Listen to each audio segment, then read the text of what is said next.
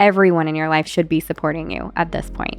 And that means when you come to your mom and you talk about your desire for not having an epidural for this birth, or your desire for getting pregnant even though you're having a hard time trying, or whatever the case is, that the reception of that, it should be validation and love. And people close to you are going to have their own concerns for different reasons and whatever, and that's fine, but validation and love. And that comes first. And it's not that there can't be conversations about other things. That is normal, that is natural, but you set the boundaries. All right, this is a little different than what I normally do, but I felt like there might be a need for it. And so we're going to dive into this topic today. That topic is you are enough. And I hope that, yes, you know that, right? Subjectively, you know that you are enough. But do you really? Do you really, when we're going through the things that we go through to become mothers, when we're dealing with infertility, when we are growing a baby, when we are in the throes of our postpartum weeks, do we believe that we are enough? And I am here to tell you that you are. I want you to understand your worth. And I know that me saying these things out loud isn't magically going to create that for you. I understand that. But I want to say a couple of things, and I hope that they resonate with you. So you are a mother. You are strong and capable and intuitive and knowledgeable and creative and smart. You have everything that you could possibly need to be able to navigate this journey of motherhood. You absolutely do. It is built in. And I will tell you, as I get a little bit older now, I can look back on my younger self and I can give her a little bit of grace. And for you that are here with me, you know, getting pregnant in those early 20s, even on into your 30s, because I've been there before, I can look back and say, you're going to make it. It's going to be okay.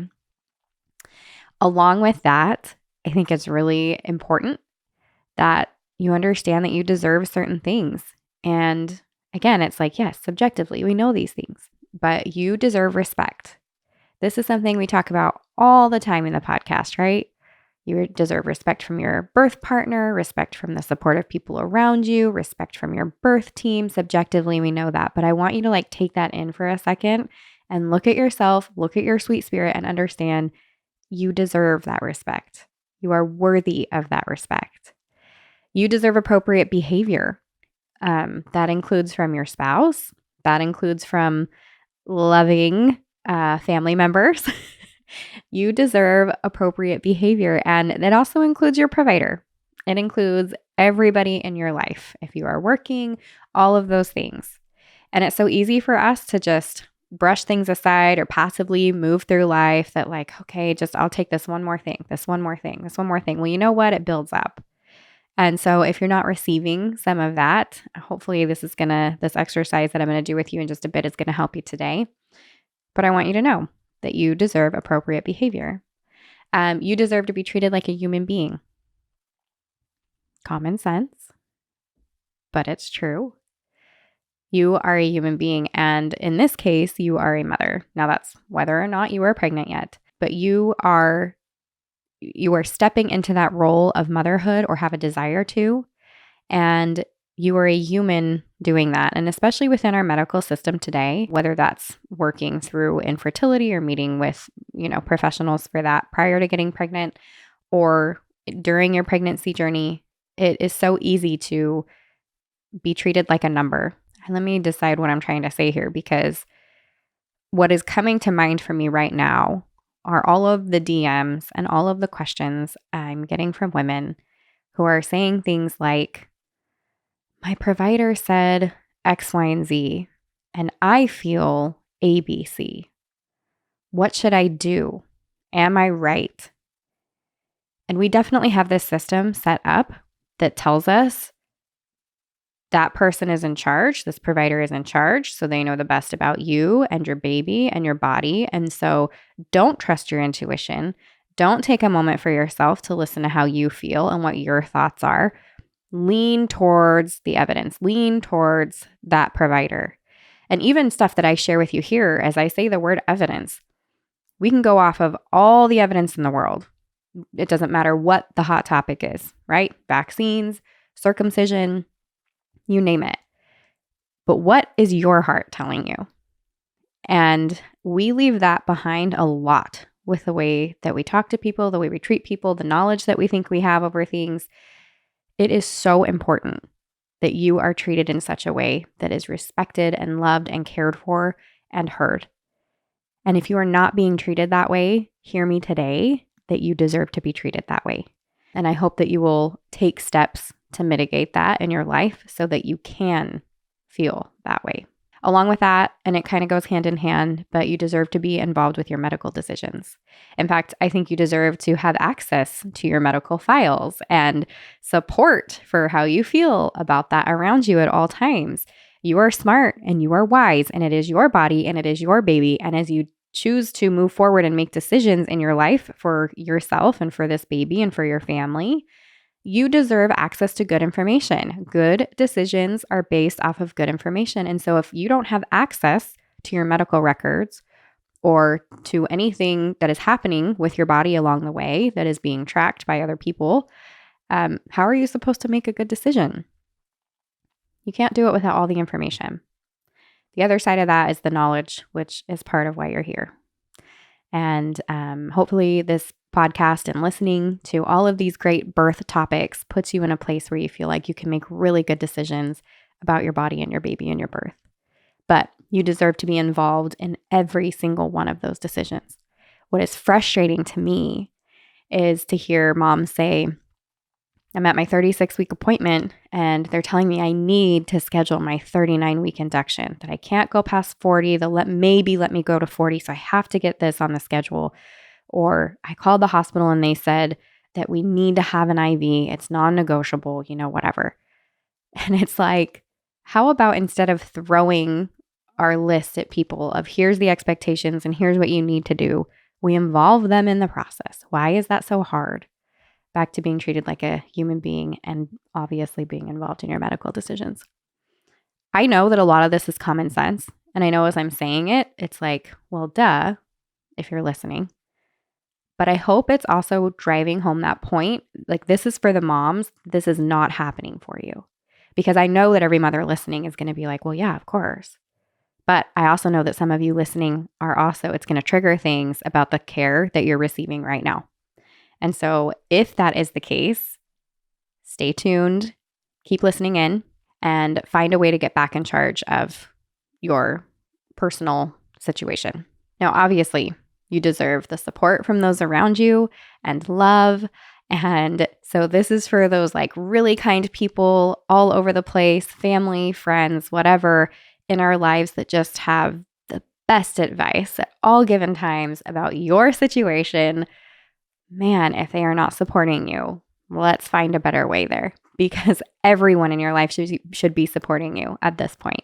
And that means when you come to your mom and you talk about your desire for not having an epidural for this birth, or your desire for getting pregnant even though you're having a hard time trying, or whatever the case is, that the reception of that, it should be validation and love. And people close to you are going to have their own concerns for different reasons and whatever, and that's fine. But validation and love. And that comes first. And it's not that there can't be conversations about other things. That is normal. That is natural. But you set the boundaries. You get to say, what I actually really need from you is support and love, because I feel like this decision is right for me. And I am doing all in my power to make sure that it is safe and good. And I am the best person to know my body and my baby. And so when I share these things with you, what I really need is for you to just support and love me and tell me it's going to be okay, because it will. The other thing that everybody deserves is grace. And oh, how we need it, right? Pregnancy hormones and all of the other things, and just being human, we are going to make mistakes, and that is the reality of it. So I deserve grace. You deserve grace. And lastly, although I could list a million other things that we deserve, is you deserve to be taken care of. So if you are not feeling like you are well taken care of right now, whatever that means to you, take a moment and kind of process that. Today, I thought it would be nice to do kind of an emotional clearing exercise. Again, super random. I didn't have a plan for this. It's just something that I felt like the world needs. And so here we are. So if you haven't done anything like this before, that's totally fine. I have briefly mentioned it here and there. I think I even talk about it specifically in the postpartum parts of the birth course and the postpartum course itself. And I didn't even grab like the exact detail from that. This is really just off the cuff. What I'm feeling like will be helpful for you guys right now. So if you are listening to this in the car or somewhere where you can't grab a piece of paper and do this right now, that's fine. Press pause and come back to it later. Or just you can listen through and then know that you can come back to this episode to complete this exercise later. But what you are going to do is you're going to grab a piece of paper, and at the top, you're going to write two things. I am enough and I am worthy. I am enough and I am worthy. Because I know how hard you are on yourself. Because I am that hard on myself too. And I know how you doubt yourself. And I know that other people's opinions get in. And I know that social media weighs you down. I mean, it's meant to be this like fun, loving, whatever, and they have all this cute baby stuff, and the next thing you're scrolling and all these other moms and everything's getting, and you're just like, gosh, even if you don't realize it in the back of your head, you're like, I'm just never going to be good enough. I'm never going to be picture perfect. I'm never going to have that hair. I'm never going to have that style with my baby. I'm never going to be able to afford that crib or that bassinet, or I wish I could have that wrap, or I'm never, never, never. We do this to ourselves all day long on social media. It is destructive. So I know that you are affected by that, even if you don't know that you are affected by that. I also know that you are enough, and I know that you are worthy. And I've had to do some deep finding of those things for myself as well. So I come from a place of love and grace for myself, because I too have had to find this out about myself. I will tell you, in my like younger teenage years, I remember there was a point where I legitimately thought, and this might sound crazy to you that are listening, I remember questioning, do I have a soul? Like, I feel like I am just this mean person and I don't do nice things a lot of the time. And I mean, I was beating myself up. I remember legitimately wondering if I had not been blessed with like the good parts that a spirit or a person should have. So maybe that's never crossed your mind. I hope it has not. But maybe it's in the back somewhere. Maybe you have just doubtful questions, something similar like that makes you question your ability to do anything in life, which is very common of us. We all do this. But here's what I want you to do on that paper. I want you to take a moment to picture somebody that you love. I'm going to make this person a woman. And so I want her to be a younger sibling if possible, or she can be an older sibling. That's fine. A girlfriend, a niece, a cousin. If there's no good relationships there, you have no good familial relationships, I want you to picture another woman that you can bring to your mind, that she's kind of young and you have compassion for her. It's somebody that you can create in your mind and you can see them and you have compassion for her. On top of her being a woman, I want you to pretend that this person is in your shoes. So if you are working through infertility, you are going to imagine this woman exactly where you are in your infertility journey. If you're just trying to get pregnant. If you are pregnant yourself and however many weeks you are, however many weeks you have left, I want you to picture her there. And if you're postpartum, same thing, right where you're at right now. And sometimes when I do this, I like to write it from my Father in heaven. I have also done my mother in heaven, or the both of them, my father and mother in heaven, because I believe we come from families. And I imagine myself having a heavenly mother, and I imagine that she would just love me and adore me, and just as I would my children, except in a more perfect way and in a way that they can see the end from the beginning and they just know it's going to be okay. But whether or not you write it from that spiritual perspective, if that is not your thing, that's totally fine. Or you write it from a place of love and compassion, of understanding that there is somebody else there that you are willing to love on, that looks and thinks like you, in a sense, where they are coming into they're coming up against those same questions in life, or those same challenges, or same time in life. That's what I want you to do. And then you're going to begin the letter, dear, and you're going to put your name. But you're going to picture them, right? Because we're nicer to other people than we are to ourselves. And you're going to write the letter. Now, when I write it from as I had said, like my Father in heaven or whatever, it's like, dear Stephanie, and maybe it would look like, I love you. I see you. And I can see that you are working so hard and you are doing so much good. You are so much better than you realize. You are such an incredible mother. And I know it feels so challenging right now, but I promise you that I can see the end and it's going to be worth it every single second. Everything that you are doing to prepare for this birth and this baby, every time that you get together with your birth partner and you practice these things, every book that you read, every birth story, every exercise that you do, every podcast that you listen to, every little thing that you are doing, planning to get better support, working on your mental space. I see it. I see it and I see the end from the beginning, and you are good and you are worth it and you are going to make it, and it's going to be a wonderful experience. And I can tell you that that's true. It is worth it to be able to see somebody else in that space. We are so hard on ourselves. But when my sister came to me pregnant, with all the questions in the world and all the doubts and everything that normal people go through at all times, it was like, no, can't you see who you are? Can't you see how amazing you are? Can't you see how dedicated you are? Like, you are a gift and you are a gift to that child. Can't you see it? It is so much easier for ourselves. My two daughters now, even my sons, right? They can't get pregnant, but I look at them and I'm like, don't you ever talk to yourself like that. Don't ever say things like that about yourself. Like, you have infinite potential, period. I know of your goodness. I know because I live here with you. You came from me. Like, I am a part of you. I know of your goodness. The other thing I like to do in these letters, so after you get through that part, I want you to kind of like take a moment and see yourself where you're at. And again, you're not reflecting on yourself. You're looking at somebody else. You're either reflecting on yourself from a different person's point of view, or you're reflecting on somebody else from your point of view. After that, you move into this section. I know that you're afraid that maybe it's the before getting pregnant. You're never going to get pregnant. I know that you're afraid of that. Or I know that you're afraid that you're going to get stacked full of interventions that you never wanted in the first place.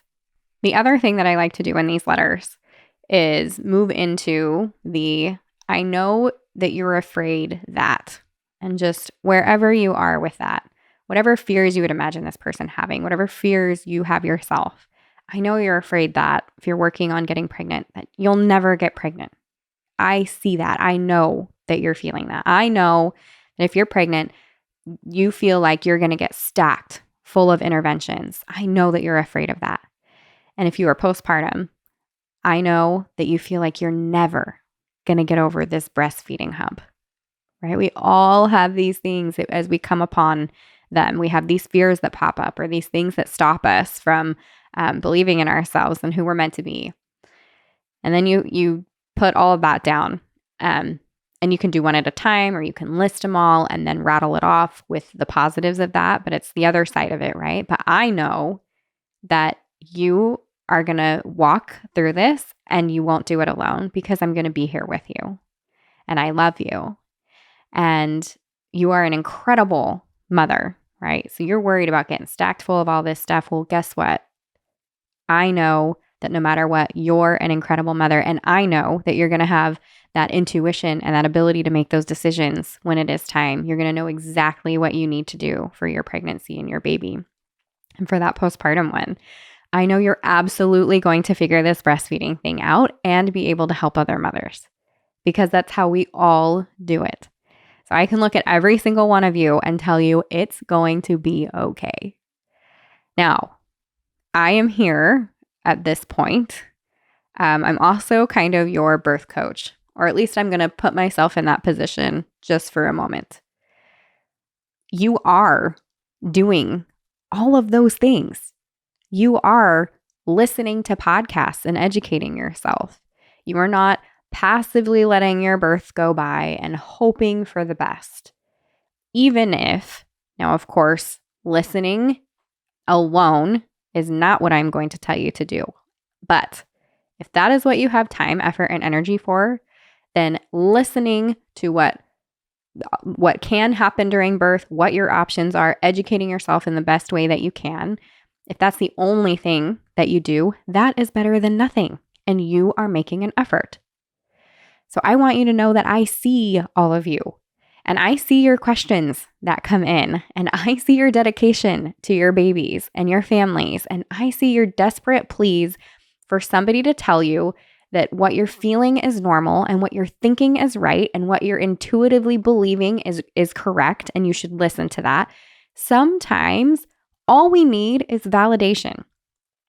You remember me telling you guys that when I had my doula in my birth space, she didn't do much, but just knowing, and it was because I wasn't needing her to do much, like literally her job while she was there was just so that I knew that I could like be in my mind and know like if she's not freaking out or switching things around or doing anything, like I'm doing fine. And it was the same with my midwife on that third birth.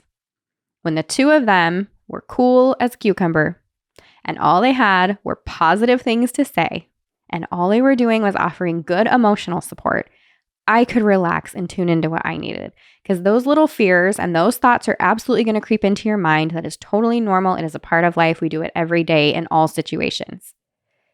But if you have good people, if you have good setup, and I hope that I am one of those good people in your ear that you listen to, if you have good people and good things coming into your life that are telling you you are doing the right thing, you are capable, you should feel empowered and confident because you are made to do this work, it changes you. And you find that confidence. So you get the idea. You're going to write all this down, all of these things of like what you were doing so well. And I know that you're afraid of these things, but guess what? I know that this is going to happen. And then I want you to end it however you want. Like all the love in the world. Like I see this and this and this in you. I see your beauty. I see your strength. I see your poise. I see your mothering abilities, your capabilities, all of that. And then you sign it. And you cry your eyes out, right? The whole time that you're doing it, because part of what we're doing here is an emotional release. You want to be able to get all of those feelings out, the good, the bad, the ugly. And crying, it is not just like we have a uterus and a vagina. We have these organs in order to be able to birth our babies, and we have breasts so we can feed them. It is by divine design that you have tears. This is a way that we can get these emotions out, that we can clear them, that we can be free of them, that we can feel them, and that we can move through them and move past them. So if you have not had a good cry recently, this is your permission. This is your invitation to have a good cry. I like to do it a lot of times in the bath or in the shower, away from prying eyes, with a little bit of that white noise going on in the background. And so that I can ugly cry and there's no makeup and tissues and whatever. I just pour water over my face, right? So you do whatever you need, and no, I am not forcing you by any means to cry. Maybe you're in the best space of your life and you are feeling so good and on top of the world, and that is good. Write yourself a letter from that place. But for those moms who are feeling like you are not enough, that is a dang lie. That is a big fat lie that we tell ourselves that doesn't come from a place of good and a place of love. So if that is you, that's who this episode was for today. And if it's not you right now, I love it. Come back to it if it is. And that means postpartum too. If you're pregnant right now and you're on top of the world and all things are good and postpartum hits and it's rough, come back. And if you use it now and it worked for you and you run into some trouble later, come back again. I am here to love you, to guide you, to promise you that if you do the simple things that you are doing right now to prepare yourself, if you keep at it, just one step, one foot in front of the other, one day at a time, it will add up. It feels like you might not be doing much of anything, but it adds up. Every good thing that you do in your life adds up. And that is not just for pregnancy and birth. It is for motherhood and friendships and love and every other thing in your life. It is so true. It is an eternal truth, period. So you work on doing those good things every day, and you do a little bit more good the next day, and we just get a little bit better along the way. And then I really want you to make sure that you have supportive people in your life, because we're not meant to do this alone. None of it. In fact, we need each other all the time. And if you are still feeling like you need a little bit of love and validation and whatever you need, and you just want to cry it out, you reach out to me on Instagram. I will be your biggest cheerleader. I got into this work because I have the passion that I have comes from the triumph over people telling me I couldn't. Over that first birth where I had a cesarean and it was unnecessary and I couldn't stand up for myself yet. Or over that second birth and I had my VBAC, but there were things I could have done differently. And that third birth where I finally had that support and I did it at home and I pushed for, an insane amount of time, but I did it and I birthed that baby at home. Like this passion comes from people telling me, oh, you've had a vaginal birth after cesarean. That's great. You had a cesarean, so plan for a second cesarean. We don't care about vaginal birth here. That I know what you're up against. I get it. And I also know that if I can do it, so can you. And I know our bodies are made to do this. And that goes for pregnancy and for birth and for life. And as I get a little bit older here, as I've said, and now my children are growing and stuff, and I'm like, I swear if anybody tells them otherwise, and who knows, some of that probably comes from me sometimes. So, right, like I'm not perfect. We're all flawed, but I swear if anybody comes after my kids and tells them that they can't do anything, they're wrong. And I know it. And it stands for you too. So I'm here to cheer you on. I promise I'm one of your biggest cheerleaders. I love empowering women. And you guys, when you send me messages that you're like, hey, I just listened to this episode and I had this conversation with my provider and I'm doing this and like, I feel so good and I'm so proud of myself. Though it makes it all worthwhile. Or like, it's my third birth and I finally got the birth that I wanted, because I did these things and I put it to practice. You guys are doing the hard work right now. Keep at it. And I will see you next week.